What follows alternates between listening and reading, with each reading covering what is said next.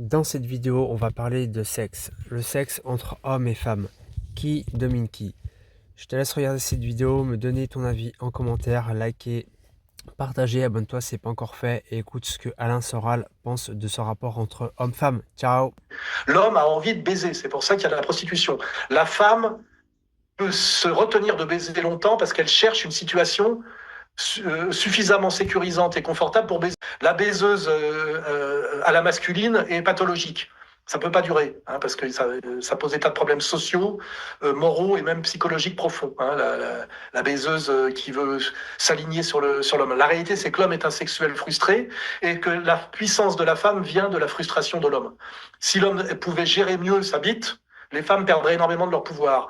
Mais ce pouvoir qui s'appelle l'attractivité sexuelle de la femme est basé sur sa fraîcheur physique et sa jeunesse, c'est-à-dire baisable. Or, la femme n'est pas baisable très longtemps, pour des raisons des morphologiques. Vous demandez à Delavier, parce que c'est beaucoup de graisse, ça tient par la peau, et les nichons, vous pouvez faire tout ce que vous voulez, à un moment donné, ça tombe, parce que c'est pas des muscles. Voilà, c'est de la graisse, essentiellement, avec autre chose dedans.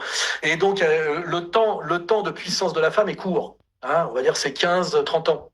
Et je rappelle que la plus grande rivale de la femme, il y en a trois, c'est la femme plus riche, c'est la lutte des classes, la femme plus belle, c'est la concurrence des femmes sur le critère de la beauté par rapport aux hommes qui ont les moyens, et les moyens, c'est les moyens de se payer des belles.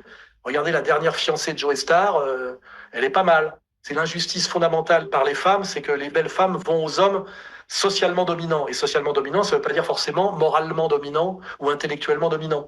Et ça, c'est l'immoralité radicale du rapport homme-femme. Voilà. Les femmes vont aux puissants, d'abord. Les belles femmes vont aux puissants. Donc, l'ennemi de la femme, c'est la femme plus riche. La bourgeoise qui domine sa femme de ménage, la femme plus belle que la moche, parce que là, les moches en réalité ont un pouvoir qui se limitera à leur capacité de travail, et donc celle-là, il faut qu'elle aille vers les diplômes, et elles n'auront jamais le plaisir que ressent la femme belle, harcelée très agréablement du désir masculin. Et puis la troisième, c'est la femme plus jeune, parce que la beauté ne dure pas, c'est mignonne, allons voir si la rose.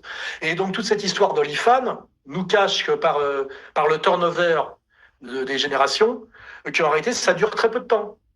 Et qu'une fois que tu t'as fait du pognon facilement en vendant ton cul, que tu t'es grillé moralement, relativement, et que tu es devenu quelque chose de dévalué par rapport aux hommes dans la possibilité du mariage, parce que tu as été vendu trop souvent, donc il y a plus le côté, comment dirais-je, première main, qui existe pour les bagnoles, qu'on comprendrait pour les bagnoles, et ben tu n'es plus grand-chose.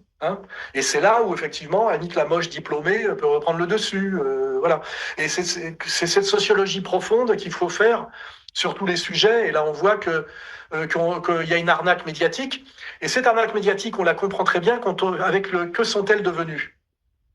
Regardez les belles femmes qui, à un moment donné, le sommet de la pyramide des belles femmes, c'est être actrice à Hollywood. Julia Roberts, je sais pas quoi, etc. Combien de temps ça dure d'être au sommet du box-office de la belle femme? Ça dure 10 ans.